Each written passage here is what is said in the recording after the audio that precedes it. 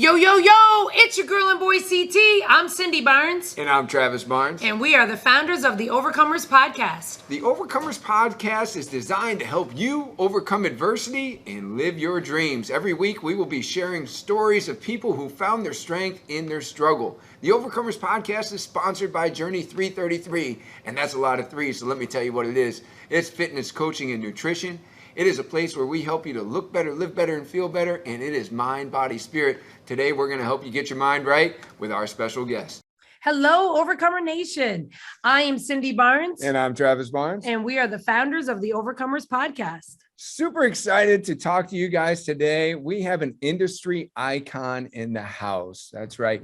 This man has been speaking for Perform Better for over 10 years. More importantly, he's just been really changing the game. He's a world-renowned physical therapist. He's been a PT and fitness trainer to many celebrities. He's been involved with just about every form of professional sports, maybe not hockey, but strength and conditioning coach to the Philadelphia 76ers. He's just been doing so many great things in our industry, and he's going to be speaking at Perform Better. He is speaking at all three of them. They recently had one in Orlando. I'm honored that I get to be one of the presenters in August at the same Perform Better that this industry legend is speaking at. And what he's going to be speaking about is lateralization and regression, a system of how trainers and coaches and therapists work together, which is just so important. And we're going to talk a little bit about that on today's show, because maybe you're somebody that wants to be involved in a fitness program, but maybe you have certain limitations that tell you that you can't do those exercises. And we're going to talk about how you might handle that. So before I go any further, because I could talk forever about Charlie Weingroff, welcome to the show. Hey, how are you guys? That's a whole lot. That's a whole lot of chatter. I don't I have yet to call myself an icon or a legend. So you guys, if that's what you want to call me, that's fine. Well, you've been earning it, and in many people's eyes, that's exactly how they describe you. And when it comes to young and up and coming coaches or fitness professionals, I think that they should make your sessions mandatory, because you have a lot of knowledge that you've accumulated over the years through a lot of hard work and experience, and you share it very well. So thank you for doing what you're doing. Yes, sir. Thank you. Yeah. So, I wanted to just kind of start off with just a couple of little questions that help introduce you to the audience on maybe a more personal level. There's a story about you almost becoming a professional wrestler. How does that work? How did that happen? I don't remember what year this happened, but in physical therapy school, so it must have been my first or second year, because a buddy of mine now looked very, very familiar. He was a year ahead of me in PT school. And there wasn't a lot of crossover in classes, because the year ahead was a bachelor's degree. It was one of the last bachelor's degree you could get in physical therapy. This is in the late 90s, where it hadn't transitioned to a doctorate yet, where now pretty much every program is a DPT. But they were transferring away from bachelor's into master's of physical therapy, which is a very clinical degree. I don't think they lasted very long. Or masters of science, which is what I have. So my point is that we didn't really overlap, because there were some classes that you would overlap with the year ahead. And his name was Chris Ford, not to be confused with one of my coaches with the Sixers back in 2003. And at the time, he was in ECW, which was a major wrestling federation. At that time, in the late 90s, it wasn't only WWE. And he performed as Devin Storm. And it would be considered like minor league, I guess. I would never say that in front of him. But these guys are, and he wound up making it. Many people would probably know him more as Crowbar, where he was making he was on Monday nights, and he was a real wrestler. And we just started talking and became pretty good friends. So he lived in the general area where I went to physical therapy school in North Jersey, and I would go with him to where he would practice. And whether he got a commission out of it, I don't know.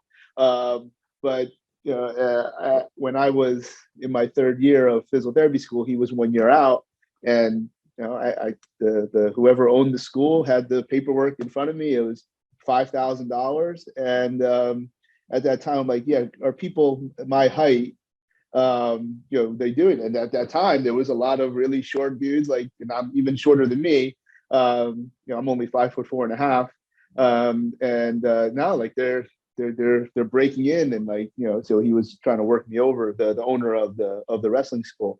So I never really had the balls to do it. And then very quickly upon graduating, I moved into professional sports, which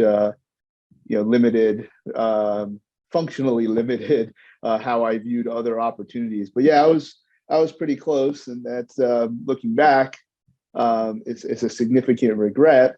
But if you take a left turn, you probably don't ever deal with what you get on the right. So I don't know if it was a bad decision, but I do regret it, because I now have several friends and colleagues that are major WWE or high level professional wrestling performers, and they would say, from a verbal standpoint, I could probably do very well today, but I probably would not have learned and cultivated and practiced those speaking skills had I taken the left turn back in 1999, and not had all these opportunities to speak in front of the crowd, as whatever it is that I am. You guys say an icon. I certainly don't think that, but so yeah, I almost I almost did it, and I can still do a couple things. Every year that goes by, it's less and less, but I still have some cool videos of stuff that I've done that, like, oh, okay, wow. So yeah, rumor has it that you might come out for one of your presentations someday with some sort of wrestling theme. No, it's not gonna happen. no, that's we'll save that for like when we do the promos for the digital products and things like that. But no, I don't think that stuff wouldn't go over, because a lot of times those things go over because the crowd expects it. So if you do something that the crowd completely doesn't expect, it doesn't go over. No one thinks it's cool, because they're like, why are they doing that? Even though it's totally awesome and totally cool. I've done so whenever the next digital product would come out, we got one last thing, and it'd be like a teaser promo. And usually it would be 2 years, because it would have been filmed the year before. So the summer you do a real short one, and then the following year, that's when it would probably be available for people to buy. So you usually get two.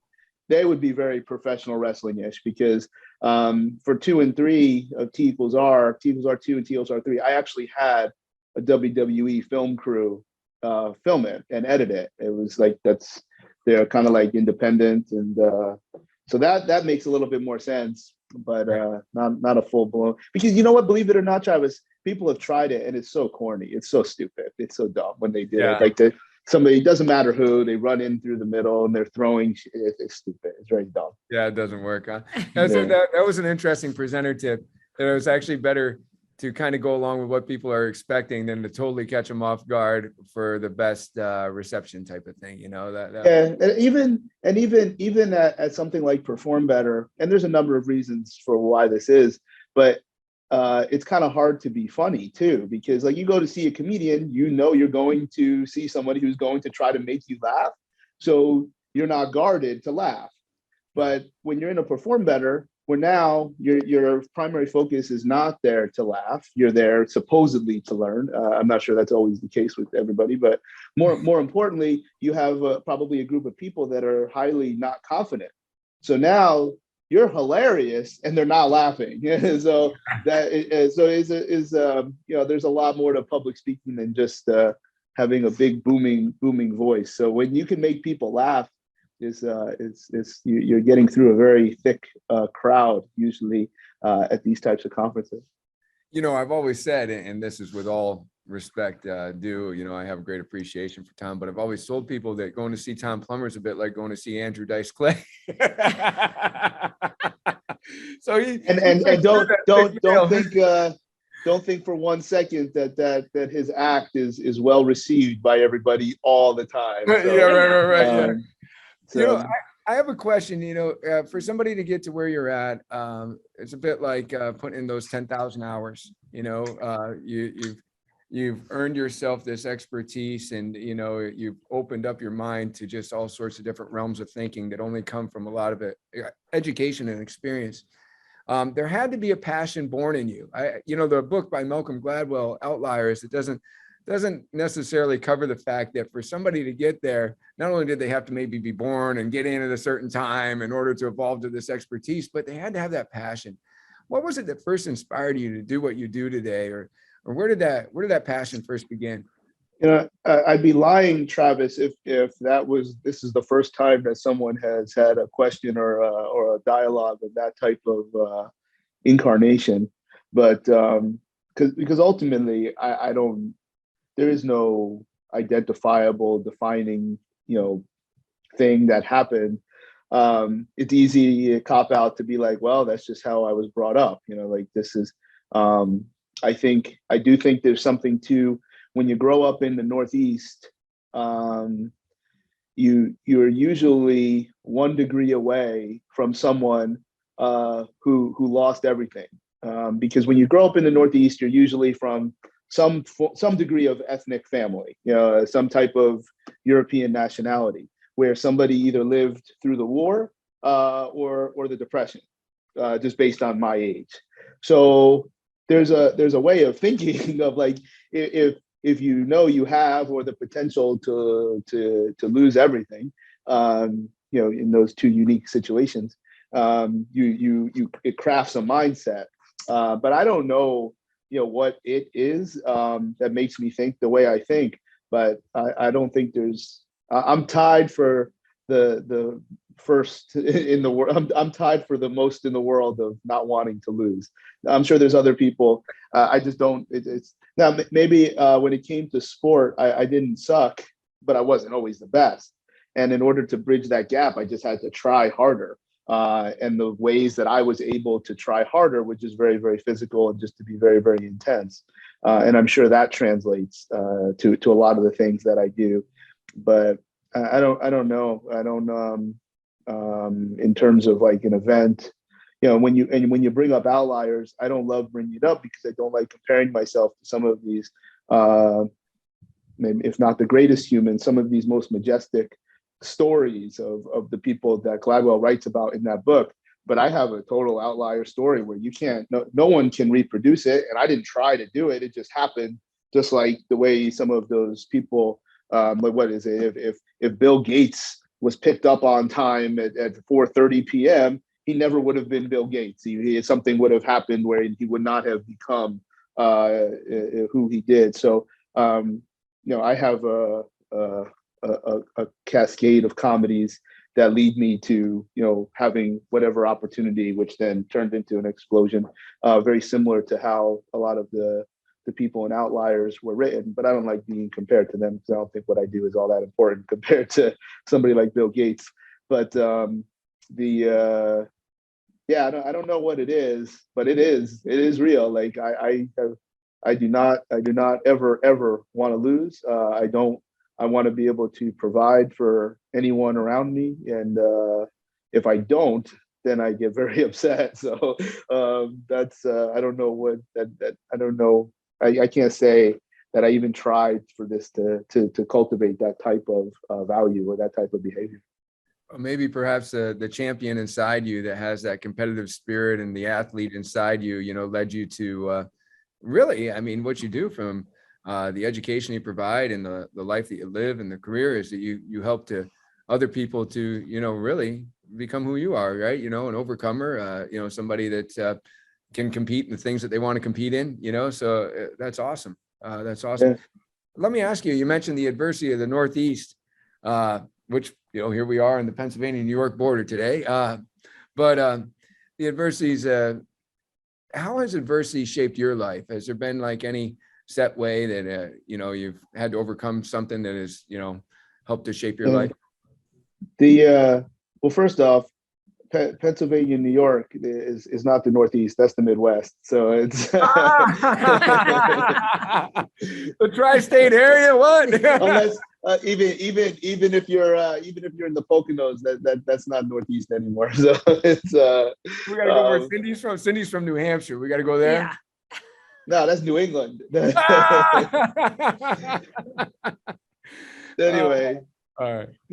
I would probably say there's been 5 or 6 like life-changing events, and that may sound dramatic or hyperbole for someone my age, but I did have a silver spoon in my mouth when it came to the progressions through my working career. I started, I got some pretty cool jobs at a young age. So when you lose a cool job, it's pretty much a life-changing thing, because when you're 22, you don't realize that there's this whole rest of your life. But I would say there's been multiple things that have happened, not only job related. My divorce a couple of years ago was fall into the category of horrible. But the thing is every time, when people will say that everything happens for a reason, or what other cliches like "don't worry, you'll be better off in the end," or there's like a half a dozen cliches that people say, when something really rough happens. And what I have found is, because there's been multiple, I know why they say it, because they're right. Now that doesn't mean it doesn't suck while it's happening, but when it happens, when it's just science, when something happens under similar conditions multiple times, you should have a more staunch belief that it'll happen again that way. And that's where I'm at. So when these, rough, ranging from rough to terrible things happen, for me, it has been easier to get through. It's still terrible and challenging while it happens. But you start to believe, because it's happened multiple times, and you're not going to just live in a cave. So I go about what I'm doing, and all of a sudden, the next thing that happens, it's like, oh my God, this is amazing. So that's it's easy for one person to say, and probably the reason whatever amount of opportunities they've had to have a life-changing event, only they can categorize that. I'm not going to say what they are, because I don't care to have somebody judge what I think should or shouldn't be a life-changing event. That being said, if you haven't had enough of them, and then kind of went like this, and then always, how you judge your life. Because if you don't have a report card for your own life, well, then you have no idea of saying that you're in a better place. So that's another thing, that I don't think adversity has led me to do that, but it makes understanding and respecting adversity better, because you do have a report card on how, like for me, I know how to judge that if I'm in a good place or a better place than I was before. So I would just say most people probably have, good for them that they haven't had those types of events. But at the same time, if one does happen, the first one's going to be a big punch in the face, because you really have no idea of what is the significant, when I say life-changing event, it's like, okay, like something, something very, very different is going to happen, within 7, 14, 21 days. Like is something very significant. Your life is very, very different. So yeah, but it's, those cliches they're right. It just still sucks when it happens. But when you believe, then you'll wind up in a better place. Were you going to say something? No, I was just going to agree. Oh, just agree. Yeah. Yeah, it's true. Yeah. Yeah. No, I mean, it sounds like, whether it be the cascade of comedies that you mentioned earlier, that just, were so unique in order to get you where you're at, or the adversity. Those were all positive. Those were all good, though. But the two working together, right? Like they had to, like, you have the cascade of comedies, but then you have every adversity that you had to overcome is also a part of who you are, right? Yeah. And it gives you those perspectives. Yeah, I do think now, though, and look, I'm sure there's a cost to this, but I do feel a little bit more armored, meaning something that would have happened to me 10 years ago may not bother me as much now, because you become a little desensitized to what would have been life changing is no longer life changing because of other things you've accumulated. But also, like, it's not gonna be that bad because every time something bad happens, something better happens next. So that's and I would say, let's say 1, 2, 3, 4, 5. Yeah, at least five. Yeah. Where obviously it's not that I'm embarrassed to talk about it. I don't think it's a part of the scope of what we're here to do. But life became very, very different in 7, 14, 21, or 28 days. That's the category that I would judge of a life-changing event. Yeah. I heard something that just came to me when you were talking about being more armored than you would have been 10 years ago. Heard a quote not long ago, and it stuck with me, that there's strength in the struggle. Like, we go through these struggles and we develop a strength, and that strength prepares us to just be stronger for future situations, right? And it's there's strength in the struggle. So yeah, thanks for sharing that. So let me dig into what you're going to be talking about or what you've already talked about, and what you'll talk about in Providence, and what you'll talk about in Chicago at the Perform Better. Can you share a little overall view of that? I would say somewhere between 2012 and 2013, this idea of lateralizations and regressions was born. And it was really just putting words to something. The word, you can use whatever words make sense. If mine don't make sense, it's not important that you buy my nomenclature. But what we would find is there's certain things that people just can't do. Now, there's a lot of reasons why they can't do them. But it would start, one of the things that people would do is they would run some type of movement appraisal or movement evaluation, and then base their program off of this information, which I think is a terrible, terrible mistake, because most people are going to have limitations, most of which are, some of which at least are meaningful. So you start at this point that's like right here, so that everything is like this. Whereas I'm suggesting that you should already know what your program should be if the person was perfect.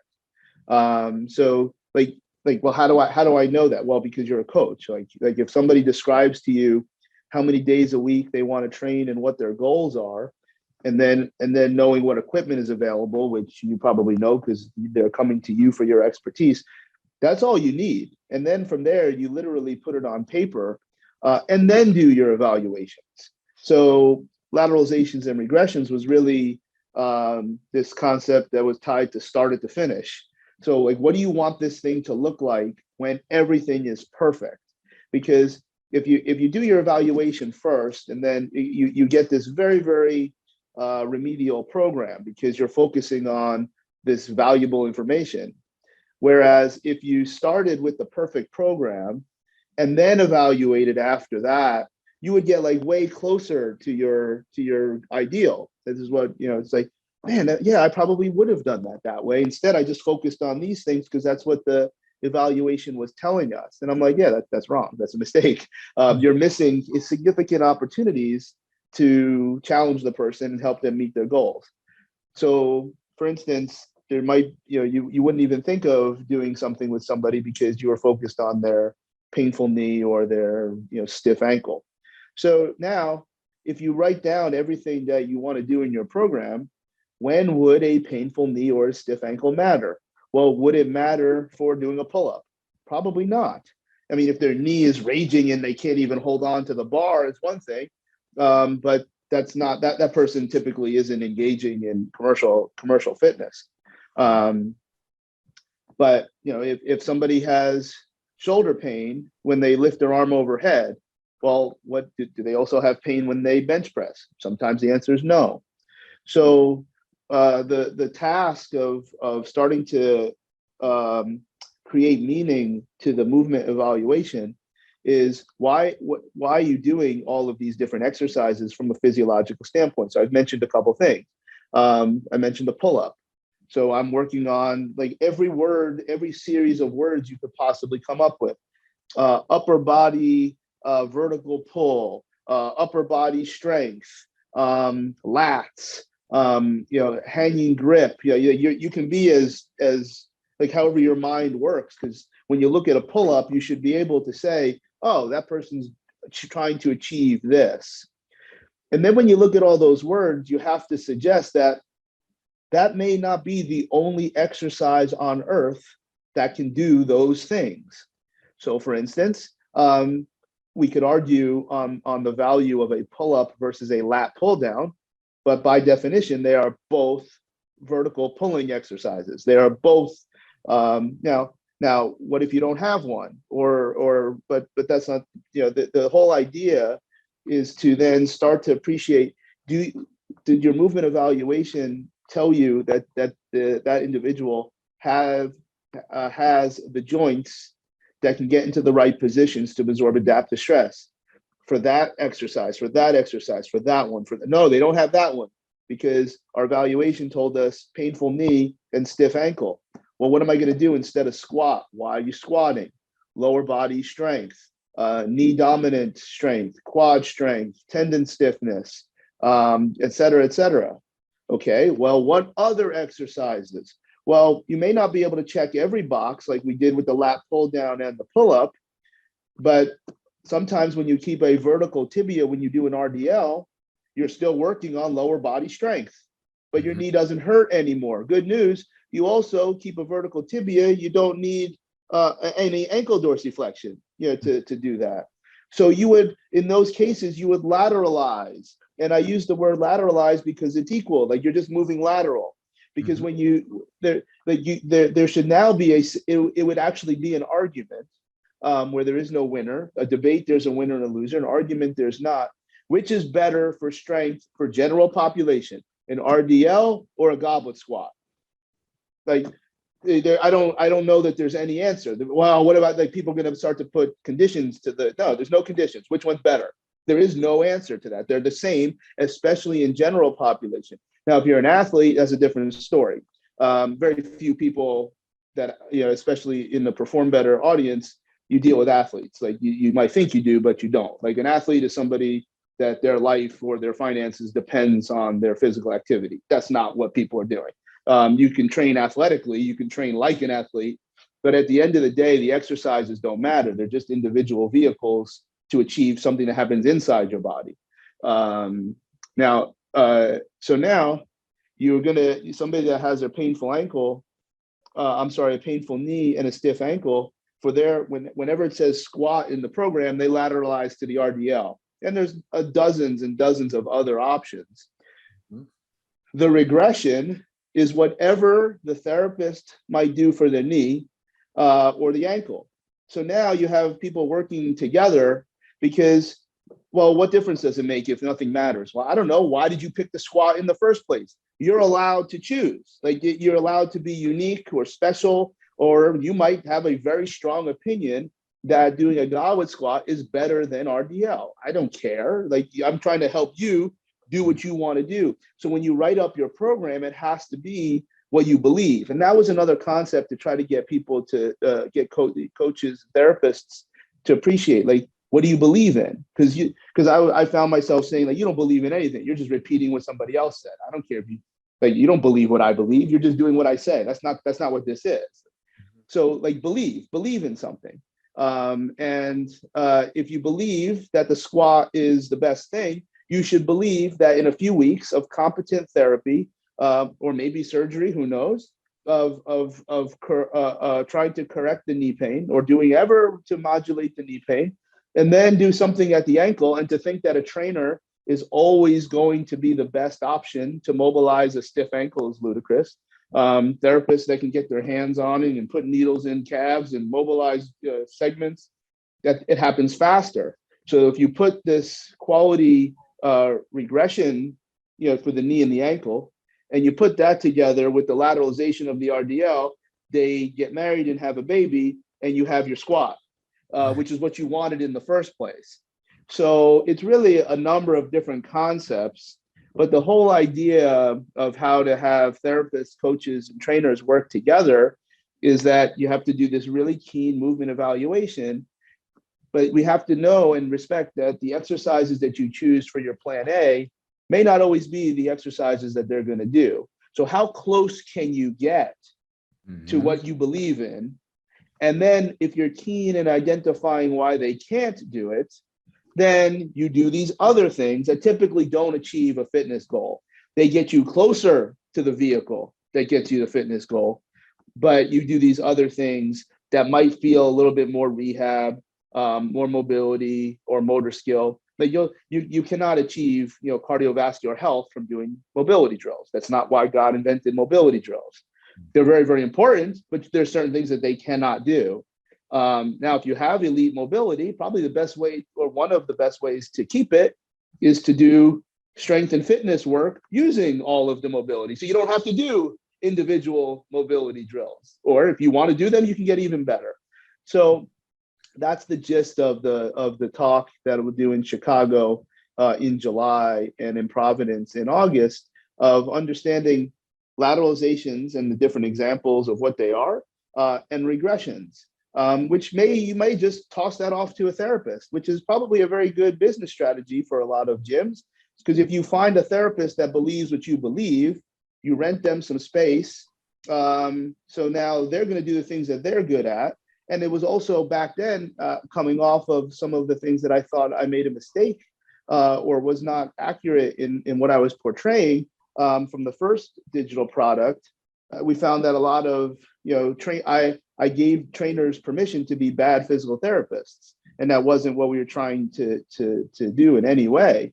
So let's be better. So now we're going to put more of a systematic approach to this, because somebody who's really, really good at coaching and programming for strength and power and fitness might not always be the same best person to improve ankle dorsiflexion or change knee pain. Now they might be the same person. I'm not saying they can't, but they're still going to use the same system.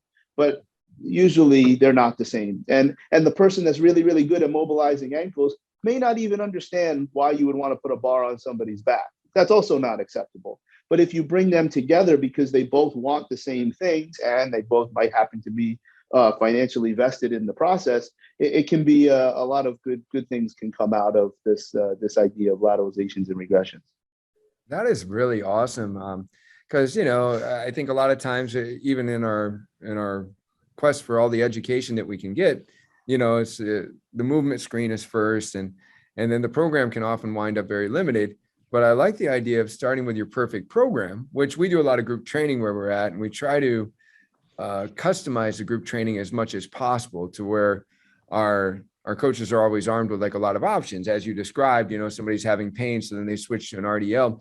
However, something that you really just opened up my mind to personally is, as a coach, it's my job to provide motivation and accountability.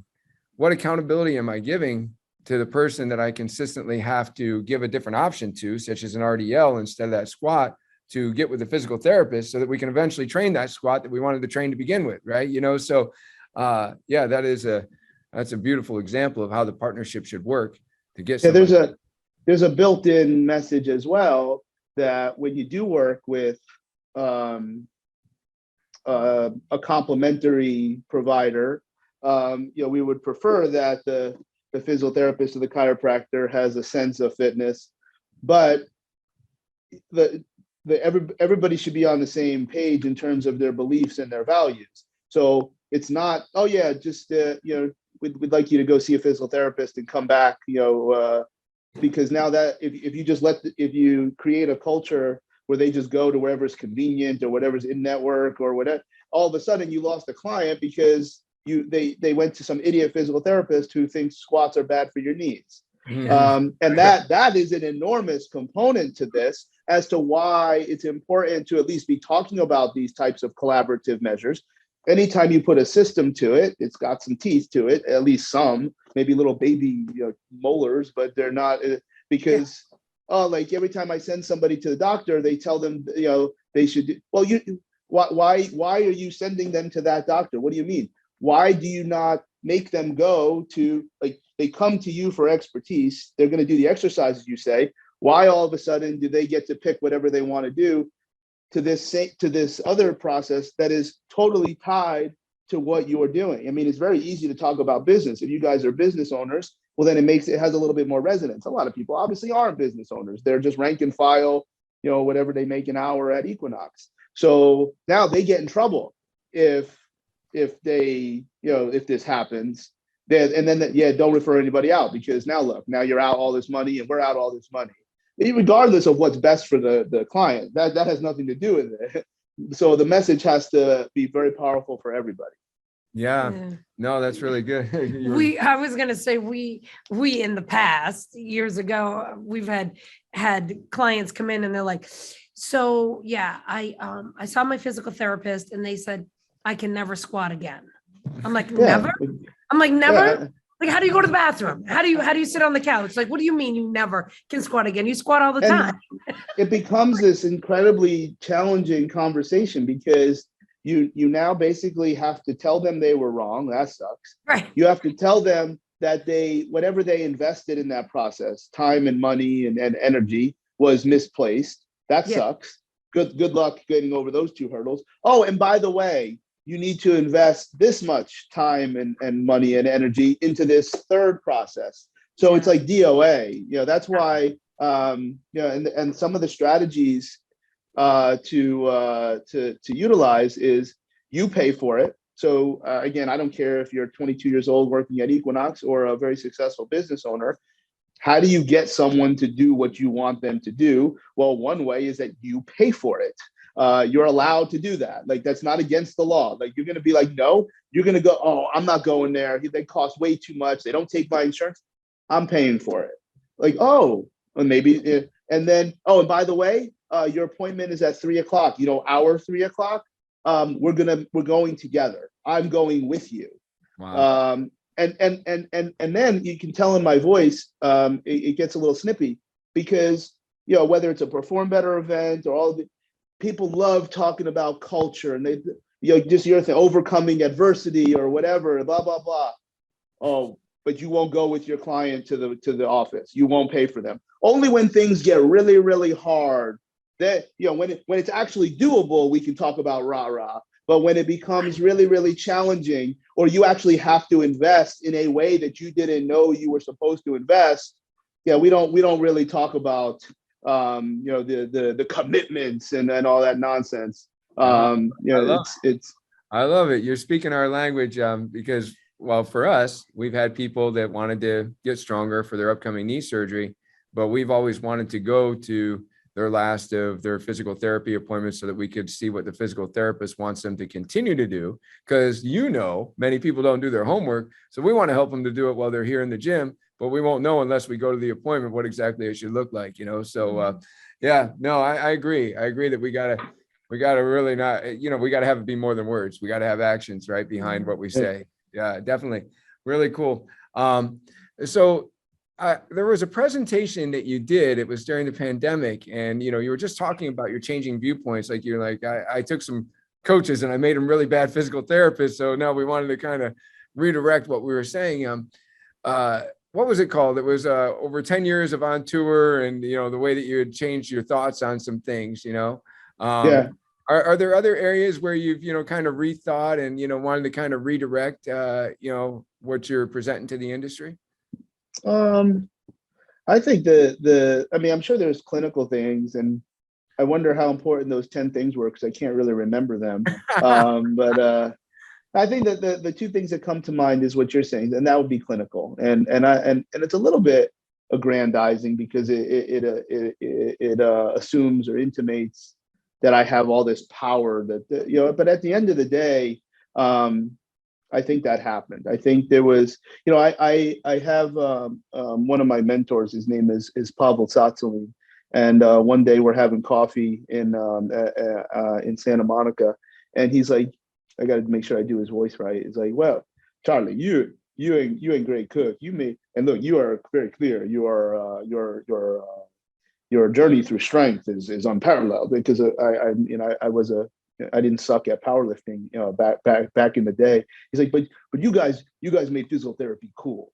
But of course, you did not forget about strength. Many of these physical therapists and the things that you're talking about, they don't always track back to strength. And it's true. It's really true. and to see trainers literally suck, and then to see commercial models just explode. Like right now, I would say for the last 5 or 6 years, the most popular continuing education for a fitness trainer is rehab. Like it's and that says something that I said from the very beginning, that most physical therapists and chiropractors and surgeons, etc., they all suck, and that's why other people, from their altruism, but also a gap in the market, they try to fill it in, because like if my shoulder hurts and I can't pick my phone up, my thought is that I'm too weak to lift up my phone, so I need to grab a dumbbell and start. But that's what most people think.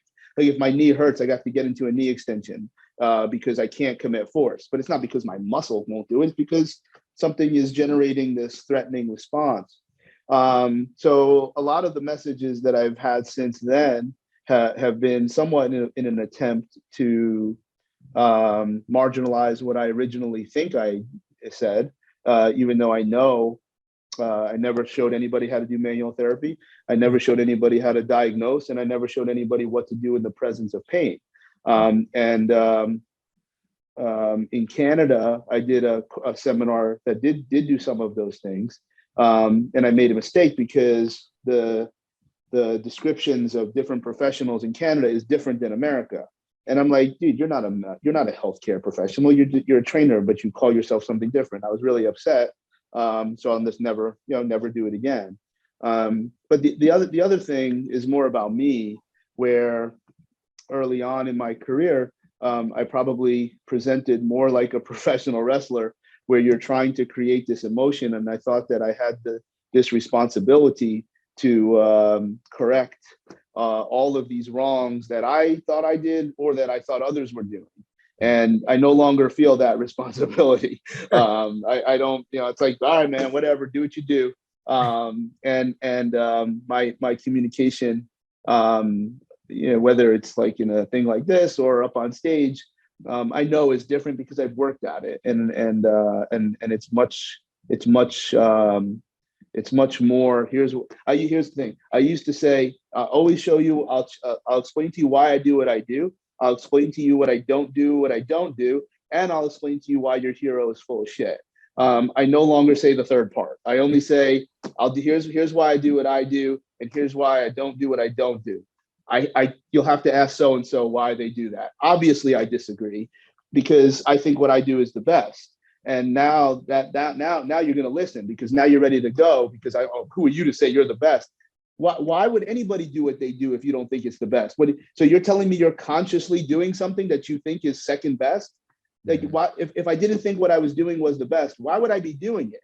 Like, it doesn't make it's not. Everybody should be saying this. Now, I don't think we need to be waving a flag to say that I am the best, but otherwise, like, why would you be making a decision for someone else in any level if you didn't think it was the best decision? Now, you don't have to exclaim this, but I still believe that. I believe everything I do is better than anybody else. That's why you don't have to ask me about anybody else, because what I do is better.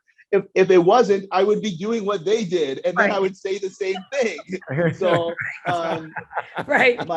Very true.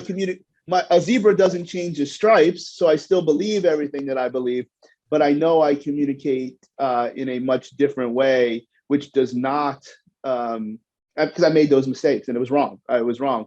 I take great umbrage in anybody who uses someone else's content for their own content or their own message. Meaning, I heard you guys talk about something, and I'm going to do a podcast about your topic. That's disgraceful. But a lot of people do that, and because that's who they want to be in the universe. They just want they somehow justify it by some type of means, which I think is ludicrous. I mean, I've had people do podcasts about me for over 3 hours. And it's listen, I can come off any kind of way, but I'm still a person. That is very hurtful. Like, these people are bashing me for 3 hours. Well, if they're going to bash you, that means you made it. All these different cliches. The point is that they would not have had 3 hours of content without what I was saying. Dude, like, I'll decide who we bring up the card. I decide who comes to the main event. which is again another professional wrestling reference. Yeah, that's another big change. And I don't remember if that was one of the 10. Maybe it's more appropriate for our conversation than that presentation. No, actually, it was. You actually so- had that. You had your, the way that you presented was one of them. I remember that as soon as you said it. It was just talking about, kind of changing the way that you had presented things initially as well.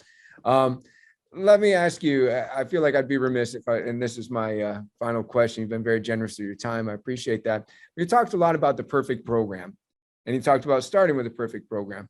So I'm going to ask you one that's actually kind of based on the type of client that we get, because I know you work with a lot of athletes, and I know you work with a lot of people that may be having special performance needs, whereas we work with people 40 and over. Well, we have younger folks in here too, but I will say that our main demographic is 40 and over, seeking general functional fitness. Do you have any strong feelings about the perfect program for that type of person? The categorization of different programs, because it's nothing perfect, because at the end of the day, for that population, anything should work, provided you're choosing exercises that is compatible with what their joints are capable of doing. Meaning, if they can't lift their arms overhead, no good or close to perfect program is going to have an overhead press. Mm-hmm. Because they have typically a low training age, and there's probably low precision for measuring out the stress to adaptation, meaning, okay, we have to be ready every Sunday. We have to be ready for world championships. And then in 2 years, we have to be ready for Olympics. Like none of these thoughts should be in your head, for training the general population. If they have a medium down training age, which is again, probable, that the exercises don't need to be very complicated. And we can probably go to a program that does a little bit of everything, which would probably be a very poor program for a high level athlete. Because if you work on strength and power and fitness at the same time, within the same period of time, they cannibalize each other. This is called the interference effect. Some people say it doesn't matter, but they don't deny that it exists. So I'm saying it doesn't matter, probably because they're working with people like what you're talking about, because they have such a gap in how they can improve in both. It doesn't mean you don't get better in both. You're just never going to be elite at one versus the other, which is probably preserved for a more discerning training environment. And that doesn't mean it's better. It just means more discerning, where if we don't thread the needle, our goal may not be reached. But if you don't thread the needle, like your needle's like this, it doesn't, like, because most of those people are going to get better with a lot of different methods and not a significant amount of precision in your programming. So the perfect program to somebody else might look basic or rudimentary, but that's probably the best way so that they continually have success. They continue come back, because again, your program also probably should be judged. The perfect program should be judged by one that continues to keep the lights on. So we have to continue to yield however the client or customer perceives success. At the end of the day, you just do a little bit of everything. Squat, hinge, push, pull, twist, locomote. And if you can check those 6 boxes across however many times a week they're going to train, that makes sense. Warm up, cool down, and do those 6 things, and something very, very good will happen if they're consistent. So now that what I described is not a perfect program, but it's somewhat of a perfect environment, because I'm leaving out the whimsical nature of the general population. They're like, how come I can't do this? How come Travis gets to do this, but Cindy's doing that? Or I went on the internet and I saw this. So now, I don't typically have to deal with, well, I do have to deal with those things for rehab, because those are the types of things that somehow get people to the point that they're desperate and need need this rehab and recovery. But how you take those ideas and put them into Excel sheet, for the general population, I don't think really matters. I think if you use lateralizations and regressions with whatever, because maybe the best exercises are the ones that allow you to have great flow in your particular space and the equipment that you have. So then you can be redundant with your equipment. I mean, there's a lot of things that I think of, which maybe doesn't have an application for other environments. But if somehow you had a very engaged general population and you train them like an Olympic 100-meter sprinter, it will work. Like, now, are they going to do it? Like, yeah, let's say yes. Well, then that's no more perfect. That's probably a better program, to create change really, really quickly, but maybe not the one that's, you have to have a lot of control. And a lot of and training for less than 1 hour at a time is not really going to be the ticket. Like, that's, I don't know who made this up, but in most non-North American environments, you train as long as you need to train. You don't just train for an hour. So that's more of a social type of concept. Yeah, right. A busy world, adjusting to people's needs to have their next appointment and their next thing going on. But still, that was very good, because in a general health, where interference and, sport specificity is not as much of a concern, that what we're suggesting here is that, if you have a program that does a little bit of everything and includes the movement patterns that you mentioned, those are some of the best things that you can do for the general pop. And while taking into consideration that when you get to that squat and there is pain and you have to lateralize and choose the RDL, make sure that you're referring out to a physical therapist or somebody that, agrees with your philosophies and is going to help that person. Or at least pick an exercise that doesn't continue to make their knee hurt. That's first and foremost. And foremost. Because here's the thing, a lot of knees will feel better if you figuratively take them from a squat that hurts their knee to an RDL that doesn't hurt their knee, and that's all you do.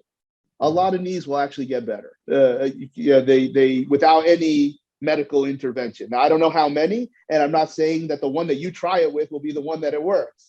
But honestly, that can happen, and there's scientific reasons as to why that happens. It's not just from rest, but that's how you shape out the program. Maybe isn't as crucial as people think. Awesome. Well, thank you so much for being so generous with your time today. I encourage everybody to make sure that, what is the best way to follow you, whether it be on the internet website, what way can you give people to get more? So the website is very creatively named charlieweingroff.com. And Instagram is Charlie Weingroff. Twitter is CWagon75. I'm pretty sure between those three media. And then we also have a new program called Sage Spot, which is a membership site that has more exclusive types of individualized type of content. And there's a lot of other people that may be of interest to see on a lot of different topics, including professional wrestling. I actually saw something too. I think I was on your website where somebody can actually, you do virtual assessments nowadays, or a virtual consultation, or there's online consultation through there, or soon to be also on Sage Spot. So it's probably, I think, the third drop down on the website, it's advice or fitness. We must be very, very clear that it's not telehealth or online physical therapy, unless you're in the states of New York, Connecticut, New Jersey, or Florida, which are not Northeast states, right? The first couple are. and where I live in Florida is basically the sixth borough of New York City. So yeah, right. I know. Good for you, though. If you drive a little bit, then you're in Florida. Well, again, hey, go see Charlie Weingroff at Chicago Perform Better, or in Providence, Rhode Island, or on all the different sites that he just mentioned, or any of his other speaking tours. Charlie, thank you so much for being on the show. You. All right, well done, guys. Thank you very much for having me. Thank you. Okay, have a great day. Bye-bye. Bye-bye. Thanks for listening, Overcomer Nation. Make sure if you haven't already, give us a 5-star rating. Make sure that you share this and subscribe so you can see all of our future content. That's right. And if you'd like to be a guest on a future show, go to overcomers-podcast.com. If you're interested in our franchise opportunities with Journey 333, then go to www.journeyfitness333.com. And finally, if you like what you heard today and you feel like you're somebody that needs a bit more coaching, go to travisbarnes.com.